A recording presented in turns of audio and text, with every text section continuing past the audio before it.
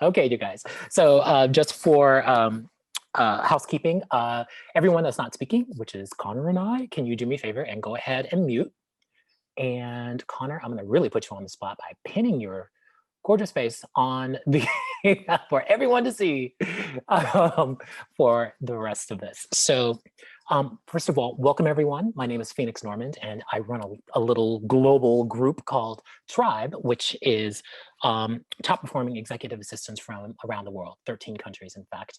And one of the things that I really wanted to focus on for 2021 is education and also awareness, because I believe, there's a whole lot of classes and things out there. And I think we've all been sort of inundated because of COVID with, every class and every top 5 list on the planet. But I love to call myself a purveyor of truth or a merchant of truth as well. And one of the things that I really wanted to dive into was the chief of staff role. I believe there's a lot of information out there, but I think there's also a lot of misinformation out there. So what I wanted to do was bring on an actual chief of staff, someone that's obviously great at what they do, respected in the community. In fact, he helps run a community, which is kind of freaking fantastic because that makes him a peer. Um, and and he's just a good guy. Of course, I love to Google everyone to death and kind of get some background on people before I present them. But I have absolutely no issue whatsoever presenting to you um, Conor Sweeney. He's kind of an amazing kid, and sorry, don't want to call you a kid. I'm just old. But he's the chief of staff, global finance and operations, and the office of the CFO at Box. So Connor, thank you first of all for joining us. I always like to start off and keep it really, really easy. Just give us a quick intro. Who are you and what are you all about? Absolutely. So a couple of quick things. First off, I'm very, very honored and privileged to be here today. I know some of you are starting off your Saturday mornings with this session. You're kicking off your Friday evenings. I mean, that is commitment. I'm all about it. And so I'm even more excited to be here as a result of that. So good morning, good afternoon, good evening, wherever you are in the world. As Phoenix mentioned, my name is Conor Sweeney, and I'm the Chief of Staff for the Office of the CFO at Box. And I've been with Box for a little over a year and a half now. And in my year and a half tenure, have been primarily in this role. And prior to joining Box, I spent some time at Walmart running executive communications for their HR organization and corporate dev organizations, specifically within their e-commerce business unit. And then prior to that, spent a number of years at HP, where I got to cycle through a plethora of different business operations and strategy roles across their global procurement and global real estate organizations. So I've been really, really lucky over the years to work for some incredible organizations. I've been able to get to know some really fantastic leaders. And as far as today's topic, I love my job, and I am so excited to wake up every single day and serve as a chief of staff, especially at Box, which is a phenomenal company. And to Phoenix's point earlier, and as we all are seeing, it's a really hot role right now. It's gaining a lot of steam and a lot of momentum, not only across the technology industry, but the retail industries, healthcare, et cetera. But it is oftentimes both a misunderstood and very mysterious role, as a lot of times people directly correlate the term chief of staff to what, say, a chief of staff does either at the White House or in a government agency. And there is absolutely synonymy in the role as far as how it's driven in kind of a public sector environment versus a private sector environment. But certainly here today to focus on the impact that it drives in my experience in the technology industry. So really, really psyched to be here. It's a topic I'm really passionate about. I think, as was mentioned earlier by Al Hussein, I am part of an organization called the Chief of Staff Network, which is really an organization of chiefs of staff across a plethora of different technology organizations with chapters kind of all across the United States. And it's really an organization comprised of high-performing chiefs of staff that get together and really jam on all things chief of staff. It's an incredible organization. I'll toss the link to the website here in the chat box if anybody's interested in learning more, and more than happy to answer any questions on that as well. So that's a little bit about me. Phoenix, I will kick it over to you and you let me know how you would like to start. You got it. I'm just going to throw questions at you right and left. So Okay. sip some water. So, one of the things that that I found in my research, and this wasn't just throw something up and have a bunch of questions answered, is really diving into the role and trying to understand, like a trajectory. For instance, I noticed that a lot of people. That are actually in this role, didn't necessarily aspire to it. It was either, sort of offered because they were already, kicking ass in position doing something completely different. Or, it sort of presented itself, the job descriptions, because it's so new, weren't quite exactly baked, and certainly ended up being something much different once they were actually in position. So I'm just kind of curious, what sort of attracted you to the role of chief of staff? Yeah, absolutely. I'll start by saying too, and you'll hear me say this several times today, that for better or for worse, the chief of staff role is incredibly nuanced as far as how you operate in this role or even step into this role on an organization by organization basis, certainly company by company basis, differs across different industries. And so the entry path, if you will, to the role, if you ask, call it 10 different chiefs of staff, how they got into the role or what they aspire to do to get into the role, et cetera, the answers will oftentimes differ. But, for me personally, having a background in both corporate communications and business operations was, for me, a very kind of unique skill set that I felt was married together perfectly in the role of chief of staff. And so I think, kind of getting into the meta level, how I would go about describing the role and really like what that means for my skill set, how I ended up in the role, is I really look at the chief of staff role and kind of boil it down to three terms or words: dot connector, operator, and multiplier. And so really kind of in my day-to-day, I serve as an extension of my principal leader, who in this case is, the CFO of our company, and his leadership team, to drive as much efficiency and effectiveness as I can across the organization. And when you think about the key focus areas or disciplines, or call it business backgrounds, that really complement one's ability to drive efficiency and effectiveness across an org, whether it be from a process perspective, a program perspective, et cetera, my background of just the biz ops and corporate communications really came together quite nicely for my current role. So for me personally, as I dabbled over the years in both biz ops and corporate communications, both, from a leadership perspective and independent contributor perspective, I was really looking for a way to bring those two worlds together, and stepping into the role of chief of staff was a really complementative way to do that. So that's how I ended up in this role. But you'll hear a lot of different answers as you talk to other chiefs of staff. Either they spent a number of years in management consulting and they're looking to bring their management consulting expertise to a certain line of business, a certain company, a certain organization. They're optimizing for consistency. And so how do you bring the traits, characteristics, a kind of scope of role of a consultant into an organization, and oftentimes the chief of staff role is very complementary of that. You've got a lot of people that perhaps served as chiefs of staff in the public sector world in Washington, D.C., and pivoted their way into the private sector. And there's a lot of synonymy there. So there's a lot of different ways to answer that, but I'll keep it kind of from my perspective. It was really my background and being able to bring my background into one focused role, mixed with just my eagerness and my interest to really learn more about how senior executives operate. There's a lot of case studies and research that's done around leadership effectiveness and leadership efficiency. And, you can read all you want, but I was really eager to see, what does that mean? What does it mean to help a senior leader drive efficiency and effectiveness? So all of those things is what naturally brought me to the role I'm in today. Brilliant. And I love the concept, or not the concept, the sort of reality that a lot of chiefs of staff are actually ex management consultants.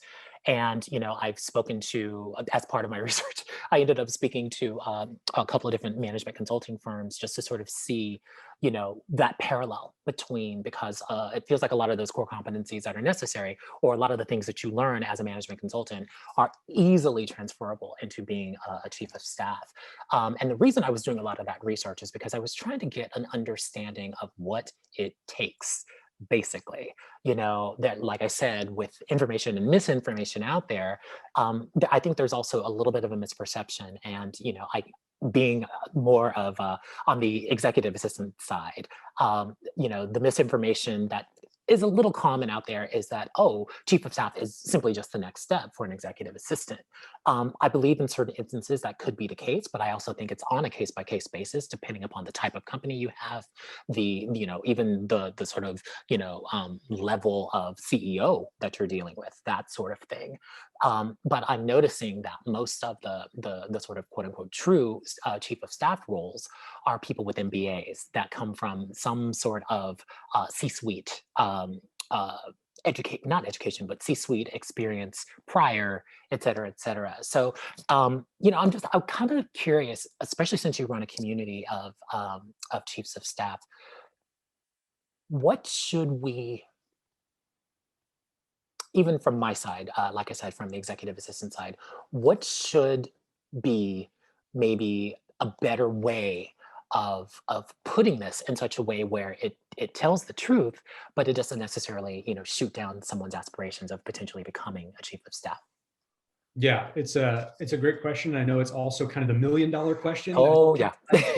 Sorry about that. No, I love it, love it. And so what I want to do is I do want to answer very carefully, but also very thoughtfully. And I think, the best way to do that is to really take a step back and understand the differentiation or delineation between a chief of staff and an EA. And so I'll start by saying that there is absolutely a ton of synonymy and adjacency between these two roles. And I'll also say that this is a really tough question to answer precisely, as both roles, as I mentioned earlier, are oftentimes very nuanced on a case by case basis, as you just mentioned, Phoenix, by org, by company, by leader. And so I'll do my best to kind of speak to my experience specifically, and then happy to kind of jump around. In both roles, building trust, building a solid bond and an effective partnership with a senior leader and a leadership team is critical. Optimizing for as much efficiency and effectiveness is critical, right? So no matter if you're on the EA side or the chief of staff side, those two things are critical to your remit in your role. And where I think the delineation of the two roles really begins is with the how. How do those two roles do those two things? How do you drive that partnership framework, and how do you prioritize efficiency and effectiveness for a principal leader? And so to me, it really boils down to tactics versus strategies. EAs are oftentimes, and I say because there's nuances to everything, expert administrators that handle a plethora of administrative tasks to keep an executive and their day moving smoothly and efficiently. And this could be anything from calendar management to travel management to processing and monitoring expenses, et cetera, et cetera. The list goes on. I know I'm talking to a large community of EAs, so you guys certainly know what you do better than I do. And beyond that, EAs are oftentimes the gatekeepers and the first points of contact for an executive, which significantly reduces interruptions to an executive's workflow. And so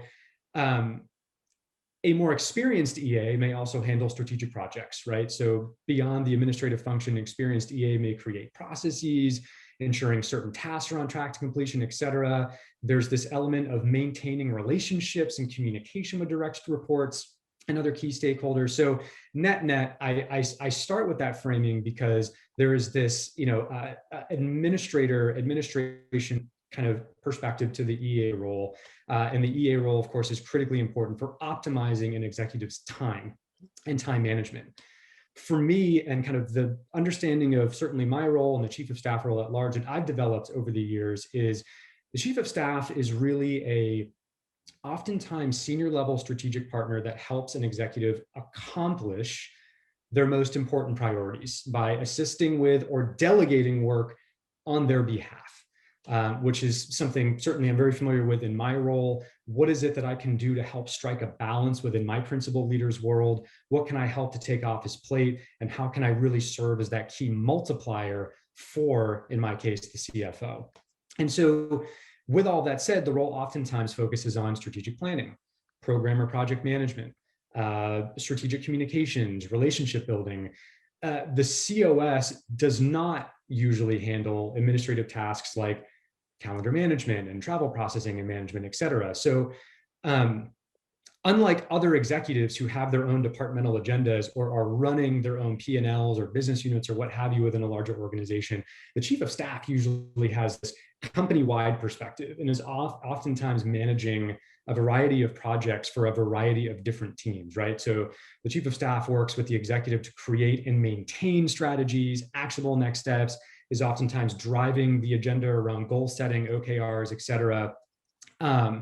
So again, kind of circling back with those two deep dives into the role, I found that the difference in the two roles is really how both roles drive that agenda around building and maintaining partnership frameworks and driving org level efficiency and best practices. And so it's kind of that tactics and administration versus strategy that I think really kind of drives a bit of delineation between the two roles. Brilliant. And how do you see the the synergy between, for instance, the executive assistant and the chief of staff, and I'll obviously preface this with, some of the friction that I've seen, heard of, coached people through, et cetera, is when, for instance, a new chief of staff comes in, they will sometimes, depending upon the role, take some things off the executive assistant's plate, which makes the executive assistant salty, and then we have this whole, this whole situation where it's just like, okay, then what else should I be doing here?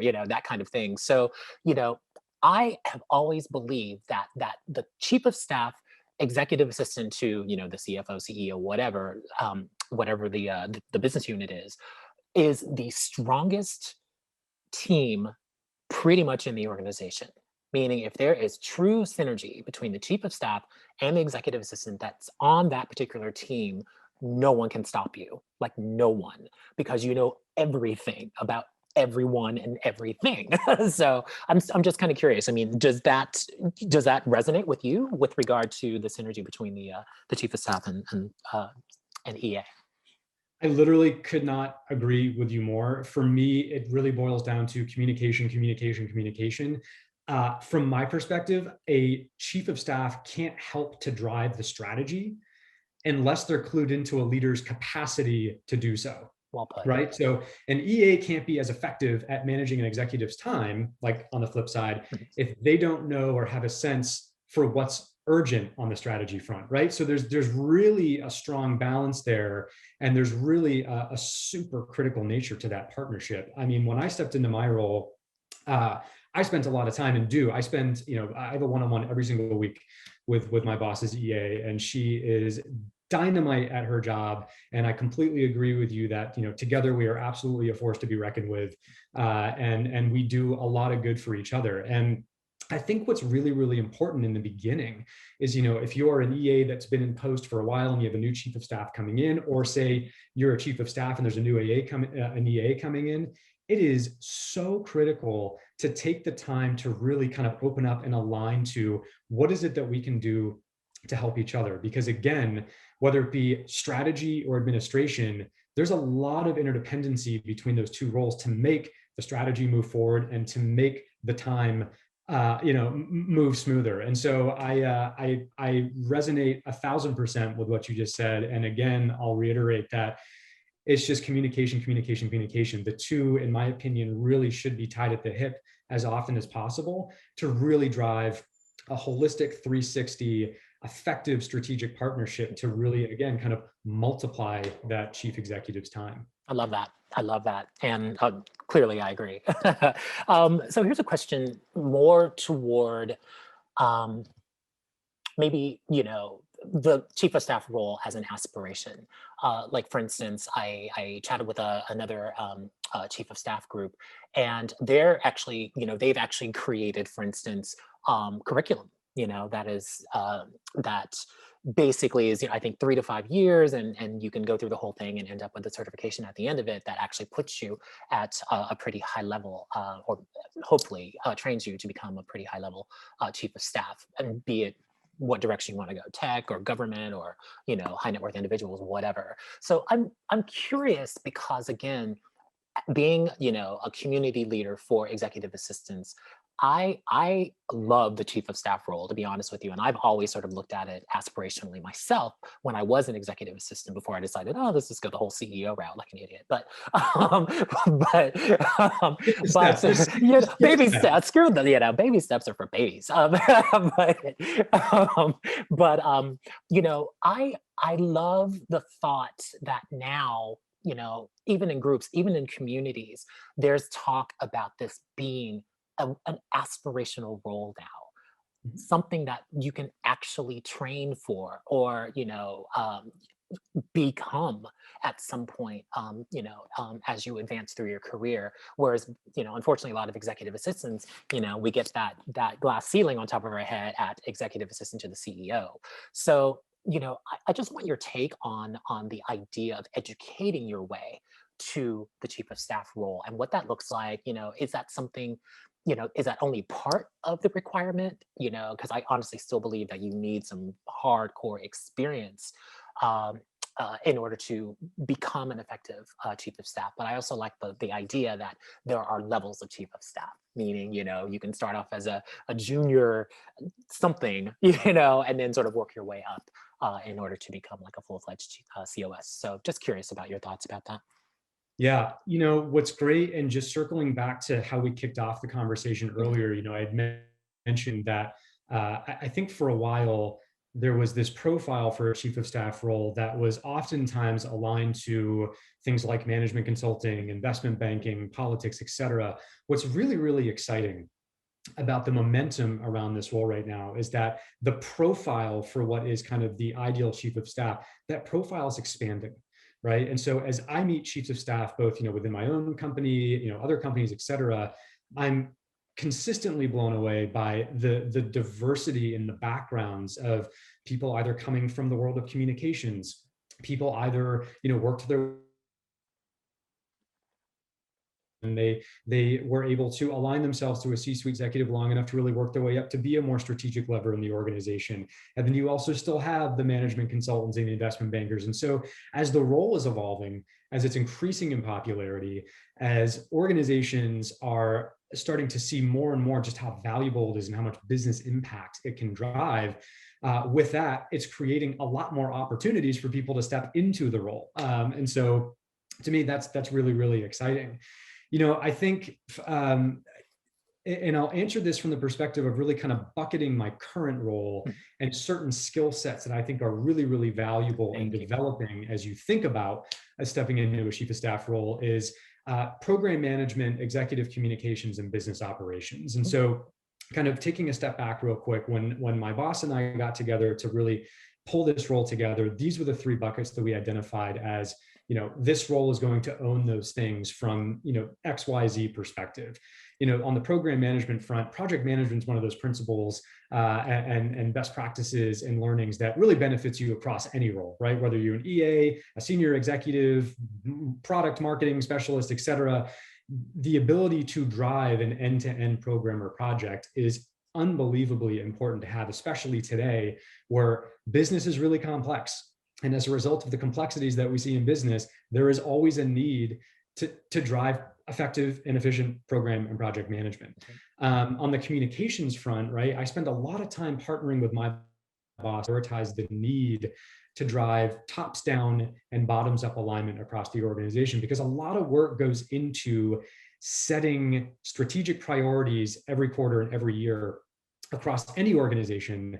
And so it's really, really critical that everyone across that organization and across that company be brought into the fold one way or another, no matter where you work in the organization. And so it's really, really important to drive that element of consistency in driving effective communication strategies and leveraging your leadership to drive that effective tops-down communication around what are we focused on for the year? What is it that as an organization we can be doing? How can I help? How can I enable, et cetera, et cetera? And then last is, you know, business operations. Business operations, much like the role of chief of staff, is a function of an organization or a business that is also really hot right now. And you've got a lot of companies have business operations functions, which sometimes are led by the chief of staff, or oftentimes business operations organizations at a larger company will encompass things like data analytics and business processing and tools. And so the world of business operations is gaining quite a bit of steam right now. But from a chief of staff perspective, for me, business operations is really about managing the operating rhythm of the organization. So that's everything from how do we set our strategic goals and priorities for the year from an OKR perspective or a general goal setting perspective, what shows up from a quarterly business review standpoint every quarter at our company quarterly business reviews, how do we drive our annual end-to-end strategic planning process and partner with in partnership with your finance partners and your people partners. And so again, business operations can take on a lot of different meetings on a case-by-case basis. But to circle back to your question, I think from an EA's perspective, aspiring to step into a chief of staff role, there is infinite opportunities to develop skills in things like project management, executive communications, business operations, either through certifications or raising your hand to take on stretch projects in the organization. Or if there's an in-between phase of, hey, I'm aspiring to be a chief of staff, maybe it's, can I step into an org level or business level project management role for a year or two to really develop my project management chops, to take that skill set, develop that skill set and bring it into, again, the chief of staff role that has X, Y, and Z requirements depending on the org. Same thing goes for communications. I think EAs have a tremendous opportunity to develop skills in things like internal and executive communications because of the access that they have to information as a result of supporting that executive. I actually had the opportunity when I was working in the executive communications function at Walmart. I oftentimes partner with a lot of EAs to senior executives to craft communications and speeches for senior leaders because the EAs are oftentimes the closest to that senior leader. And so there's a real opportunity there to kind of hone in on what does it take to drive an effective executive communication strategy in partnership with a comms function, in partnership with a chief of staff, or in partnership with both. And then again, I think the business operations front, very meta level, is a lot of companies are spinning up business operations functions. And I think between, again, external certifications or taking advantage of maybe stepping into BA roles or what have you within a larger organization, there's a lot of different stepping stones, I think, that can be taken today as a result of how broad the chief of staff role has become. You know what? Thank you, first of all, because you basically blew the house up on that one. And the reason I say that is, one of the things that I've been preaching to a lot of executive assistants is you have to leverage the access that you have. And it is immense access and opportunity. But if you're not really looking at it from the right perspective, you will totally miss it. You'll miss the opportunities. You'll miss the, those chances to raise your hand, those chances to jump onto projects as a sort of up leveling exercise. So, again, thank you for mentioning that, because I think a lot of times when executive assistants, kind of get their heads down and maybe lose or lack confidence, they stop seeing with wide eyes. And again, I believe, having, for instance, a chief of staff, which I think every, company of a certain size should have one, you actually do have a real partner, hopefully right next to you, who can not only serve as an inspiration, but also give you those opportunities or, be your biggest champion for those opportunities. But I'm also still a big believer that you've got to show up. You've got to be ready. You've got to have your eyes open, and you've got to want it. That's really what it comes down to. You gotta want it. So thank you again for mentioning that. We are getting a few questions. So I wanted to bring a couple of those in now.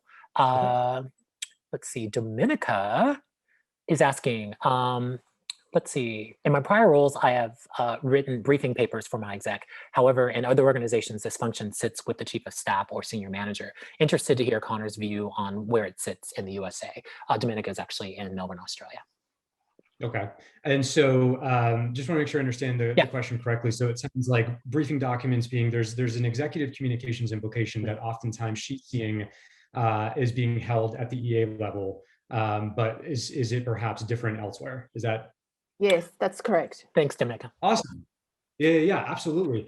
Yeah, so my answer is, unfortunately, it's not overly inspirational. It depends, because it really depends on what the senior leader is optimizing for. Again, I very real-time example, I was supporting from a corporate communications perspective, at one point the CFO of Walmart e-commerce, and he and his EA had a really, really tight-knit relationship. She was fantastic. He was fantastic. He trusted her a lot. And so his request when I started supporting him from a pure play comms perspective was that I actually partner with her on making sure that I was working to bring his authentic voice into what it is that he was communicating to the organization, or whatever speech it was that he was giving, et cetera, et cetera. And so it really depends. I think traditional framework that I've seen, and if we're kind of using the United States as a basis, is that the function of internal or executive communications is also another one of those functions that's growing exponentially right now.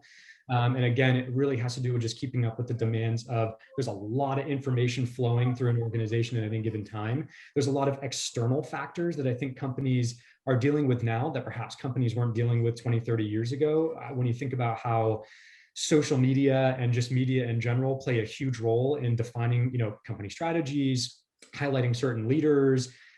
There's just this growing need for communication support, both from an external and internal perspective, that I just think we've never seen before as a result of just where we are in society right now. And so the answer is depends, because I've seen it go both ways. I've worked in organizations where you have a very straightforward executive communications model where you have an executive communications organization, and each of the people within that organization exclusively support certain leaders across the business. I've seen it where the chief of staff, not similar at Box, in my particular role, I drive a lot of the executive communication strategy for my boss. And so you'll find sometimes that the chief of staff will own it, or per what I just mentioned, you'll find that there's oftentimes a partnership between the EA and the chief of staff, or the EA and the communications manager, to really tag team that. And so I think it super depends, and it's really based on the preference of the leader, because a lot of leaders put different elements of trust into different people within their organization for various reasons. And that's one of those kind of nuances that is always fun about this role. I love that. Here's another question for you. This was from pre-submitted about a week ago. I've been told that chiefs of staff shouldn't stay in the role longer than 2 to 3 years. What are your thoughts? Great question. And actually another one of those $1 million questions that is often discussed within, cohorts of chiefs of staff that I get to talk to all the time. I have two different answers for that. I think because of how, again, we keep saying how hot the chief of staff role is right now, you're actually starting to find more and more that people make a career out of chief of staffing. And so I've met people that have actually taken on the chief of staff role at 3 or 4 different companies over the course of 10 or 15 years, because it's just an element of business operations and business as usual that they really, really like. I think for me, as much as I love the role, I don't think I physically have it in me to do a chief of staff role in my life. It is pretty exhausting. Oh yeah, I can imagine. And a lot of chiefs of staff will I think agree with me on that one.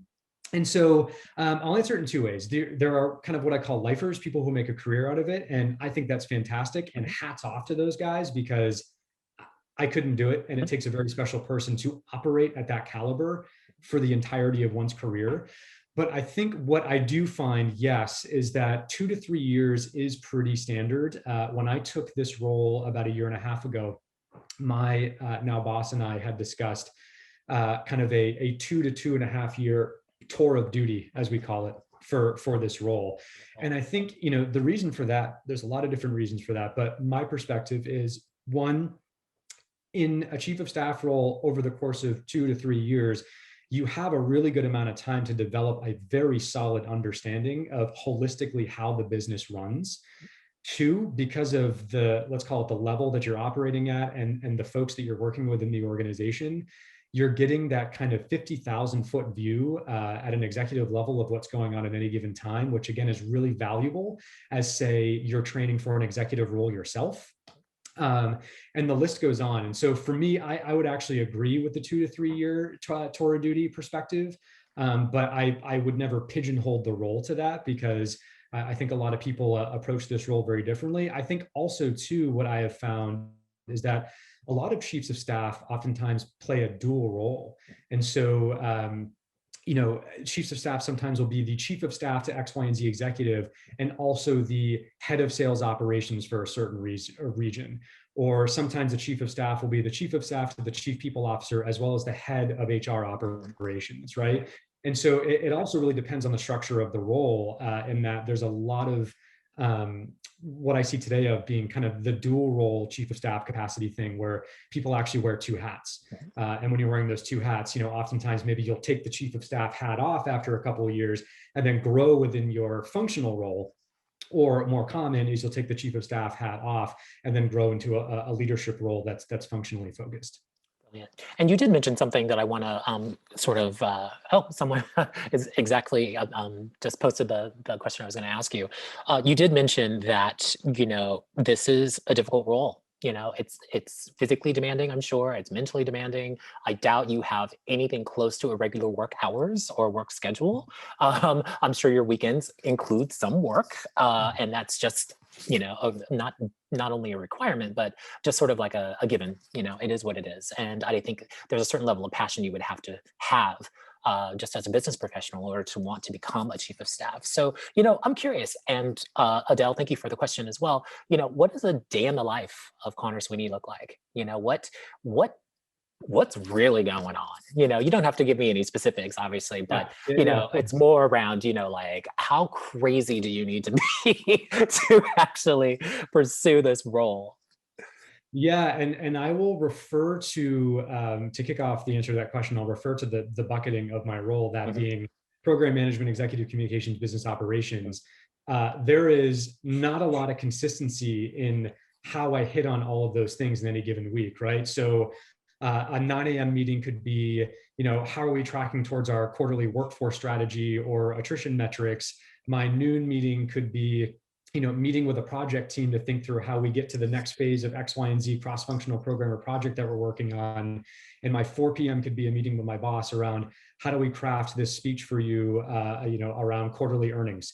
So it's really, really hard to answer that question, because the way that you kind of sway between those three things is not always consistent. And it's oftentimes dictated by the quarter. I mean, without getting too specific right now, because we're kind of coming into a new year and we've just, as a company, kind of kicked off a new fiscal year, there's a lot of operational things happening right now as far as board meetings and the prep for those board meetings and quarterly earnings and quarterly business reviews internally. And so my biz ops hat is the one that I'm wearing the most of these days, just because of how much is going on.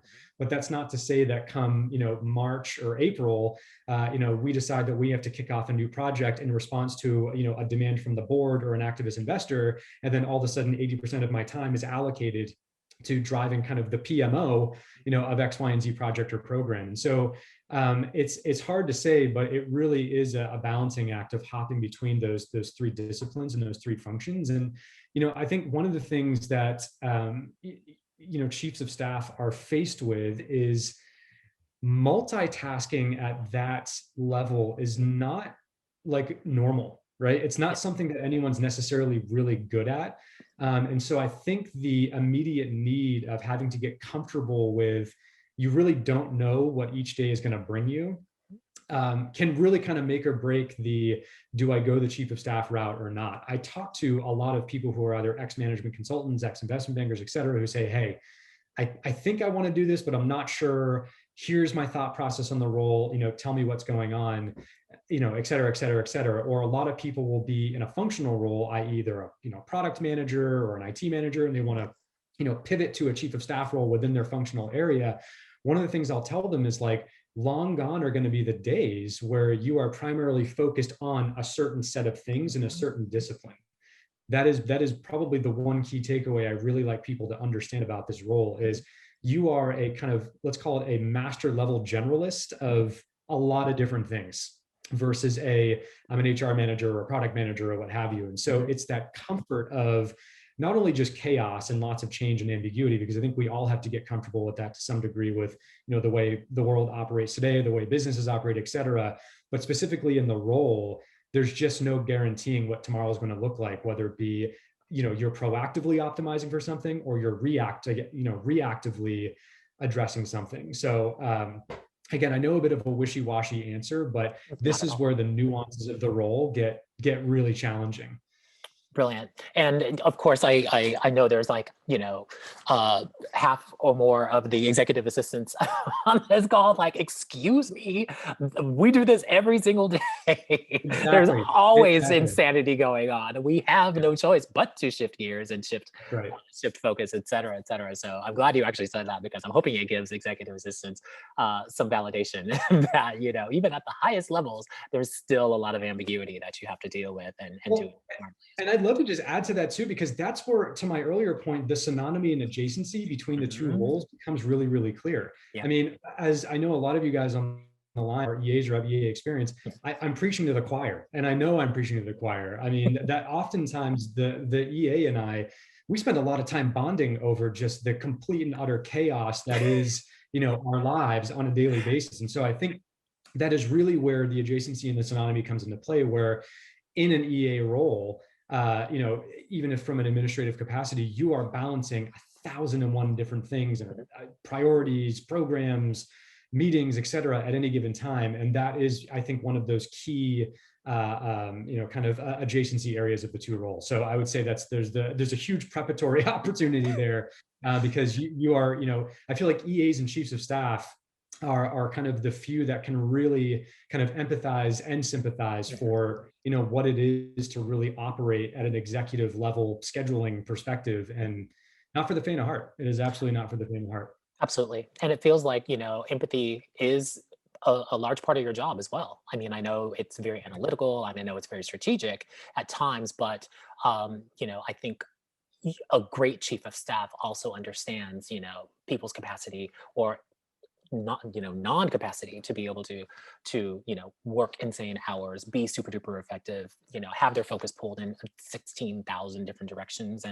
And that's another reason why I love the role, just because it sort of helps to oh God, I'm gonna say it, sorry guys, create calm from that chaos in order to hopefully craft something that is a lot more manageable, and actually puts executives back in that place they need to be, and that's actually growing the business, moving it forward, creating new products, basically what they did to start the businesses, if they're the founding CEOs. So there's actually a question for you there. Actually, let me go to everyone else's questions, because I'm hogging them. What are some of the frustrations that you experience that are unique to the chief of staff role? Yeah, I will start with the last point I made, and it's the juggling act. And because I think one of the questions that is oftentimes asked, not only chiefs of staff, but just, I'd say, corporate professionals across any industry, is how do you prioritize and how do you balance? And they're really, I'm very transparent and honest on this topic. There's really not a good answer for that, because I think it really depends on who you are and what you're optimizing for and what you're doing. But I think, the one of the biggest challenges for me is really that, how am I going to prioritize my time this week, knowing that there are 1,001 plates spinning at any given time. What plates am I prioritizing? And I think what I've learned over the years in operating in these types of roles is you really have to take it upon yourself to empower yourself to say no and to push back on things, because chiefs of staff, while they're certainly very busy, and the role that they play means, hey, I'm going to be doing 1,001 things at any given time, there are boundaries, and you have to be able to set those boundaries. And thankfully, I've had some great mentorship and coaching over the years, where I myself do feel empowered to say, whoa, we've got X, Y, and Z things that we absolutely need to get done that are critical to the business operating this quarter. And so this thing, it's not happening, because I still do value my 6 to 8 hours of sleep every night. You get that much? I try to. I try to physically get the 6 to 8 hours of sleep. Whether or not I'm actually sleeping is the Exactly. $1 million question. So I'd say it's definitely the balancing act. And then two is one of the most critical components to this role. And I know all of the EAs out there are going to agree, because it's very critical to your role as well, is building and maintaining an effective partnership framework. Because in a chief of staff role, you really are nothing without a proper partnership framework, because 9 times out of 10, when you are tasked with doing something, whether it be leading a program or project or writing a speech or leading an initiative or making a decision, you really can't do much of any of those things without leaning into your partnership framework, because more often than none, it's somebody else in the business that's going to have to help you get that thing done. So I would go as far as to say that 90% of this role at a meta level is all about relationships, and the relationships that you maintain, the relationships that you build. And there's, I think, a real art to kind of maintaining those relationships, because when they're broken, you know it. And all of a sudden the efficiency and the effectiveness really starts to go away. And so I think, recap, it's the balancing of the plates and how you prioritize your time, and feeling empowered to make the decision to focus on certain things. And second is prioritizing and managing a partnership framework that allows you to get your job done. Wonderful. Wonderful. Great answer, by the way. And here's a question for you, just sort of circling back to the insanity that is sleep or no sleep, and work when you're trying not to work. How do you keep it together? Like, how do you stay sane? Because, and the reason I say that is, we know the incredible amount of diverse responsibility that's on your plate, and Sure. you don't get the sort of luxury of dropping the ball. Yeah. Let's be honest. Yeah. So, Yeah. how do you personally, this is just a Conor Sweeney question, how do you personally find that balance so that you are, you know, that you can hopefully get enough sleep, that you're awake, alert, focused every single day that you walk in there? Because I liken it to being, I call it like the superstar phenomenon. The second you walk in, the spotlight hits you and you have nowhere to hide. So just kind of curious about how do you keep it together?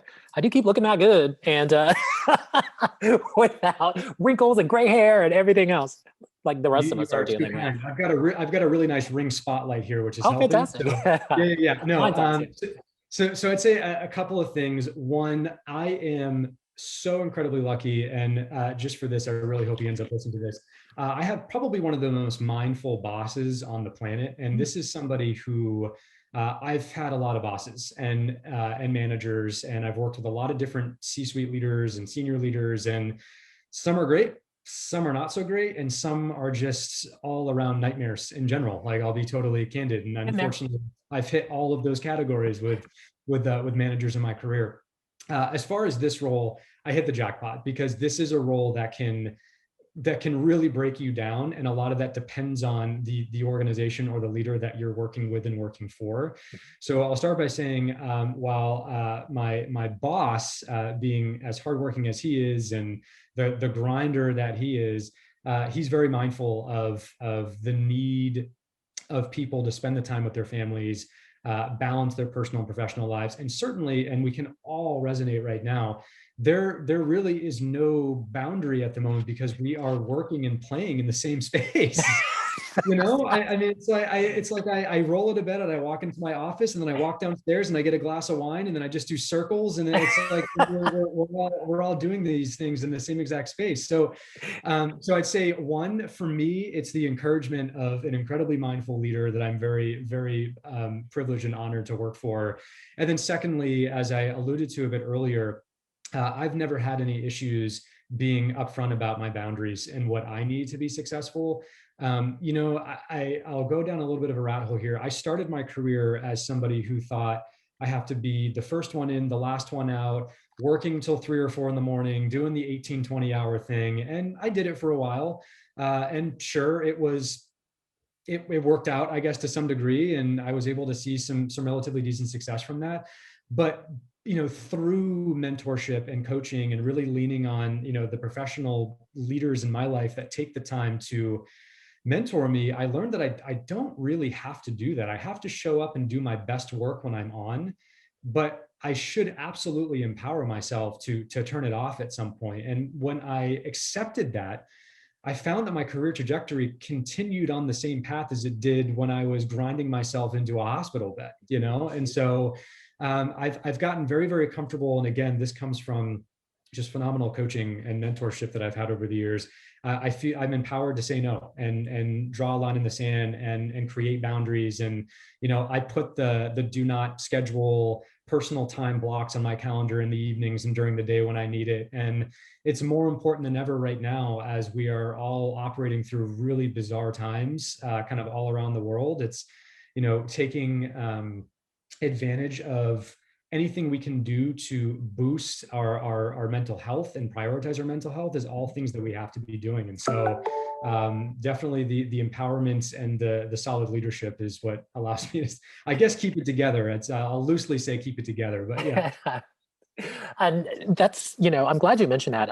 Another thing also that I wanted to sort of bring up and ask you about is, how much different is your job in a sort of remote first, paradigm now because of COVID versus when you had I call it the gift of having, person to person communication, being able to sort of like read their facial expression, get a sense of their body language or whatever else, if they're reluctant to do something or if they're late, that sort of thing. How have you had to shift your role in order to still be just as effective, if not more so, working from your home office or kitchen table?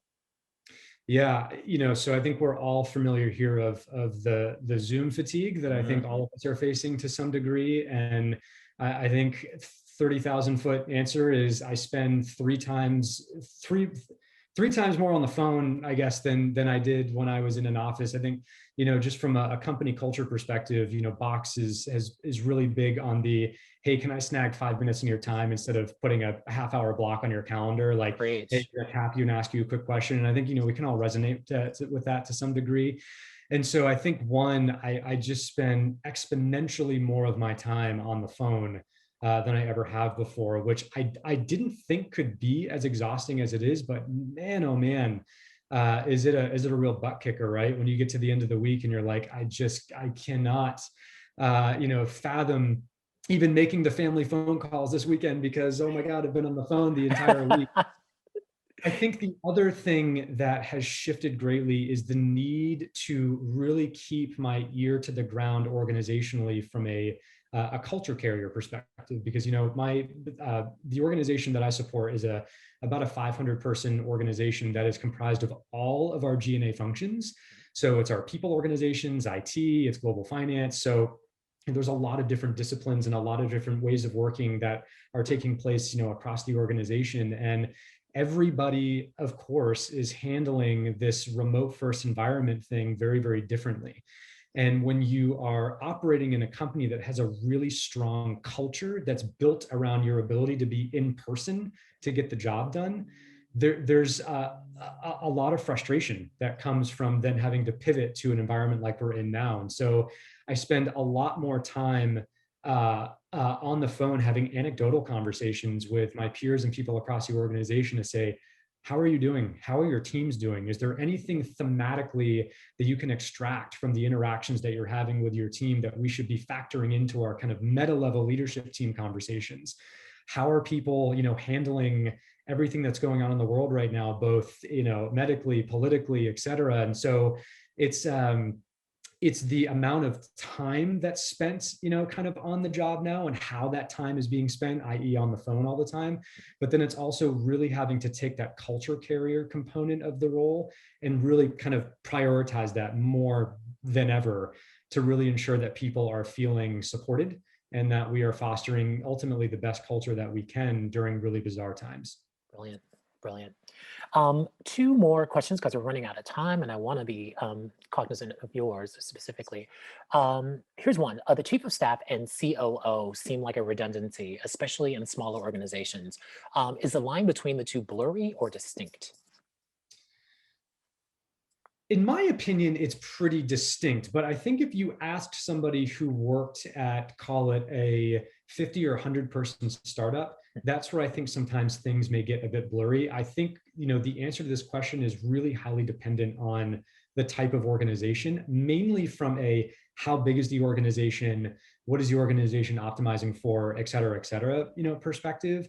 I'll say, and this is public information. I mean, at Box, our COO actually oversees all of our go-to-market functions, and so everything from marketing to sales to, and so no blurriness there. And again, because of the size of our company, a lot of the senior leaders have their own chiefs of staff that are driving, business operations leadership across the various different organizations.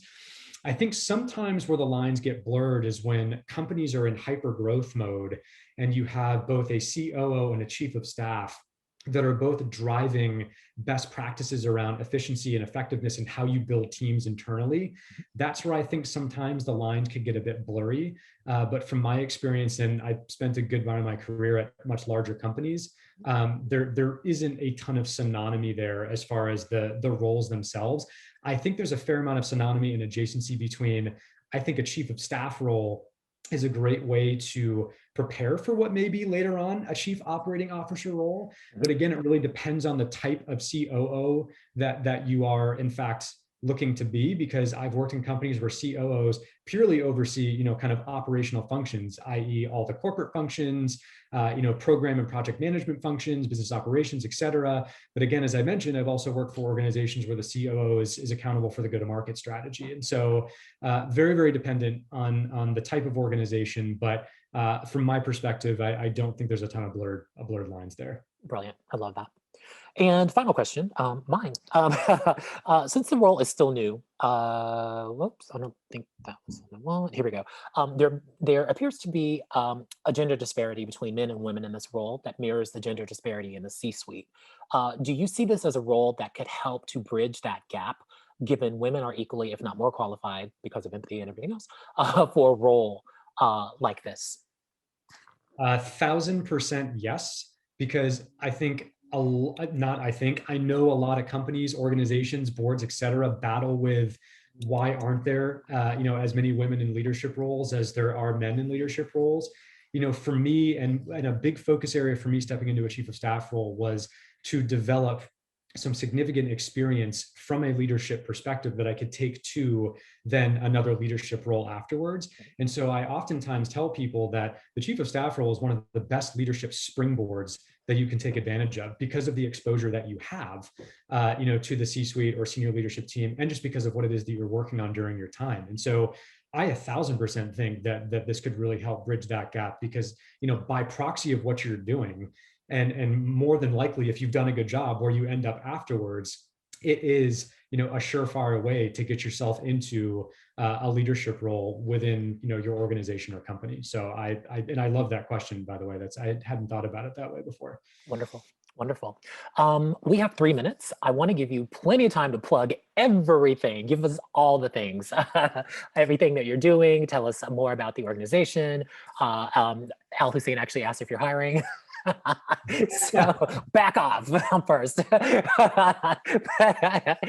I would love for you to just close out with giving us all information. You've given us a ton to think about, and I think a whole lot of people on this call a ton of hope.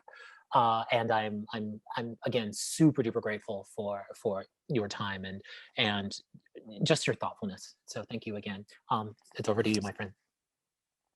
Yeah, no, absolutely. So first off, I said this in the beginning, I am very, very grateful to be here, and really grateful that you guys took the time out of what is supposed to be your time to relax and unwind, to spend an hour with a total stranger talking about his experience as a chief of staff. So major kudos to you guys. I love doing these types of things. Phoenix, I'm a huge fan of everything that you're doing, obviously, and the organization and community that you've created here, I think is really unbelievable, and needed more so now than ever before, as we are all navigating through really, kind of rocky times in very, different ways.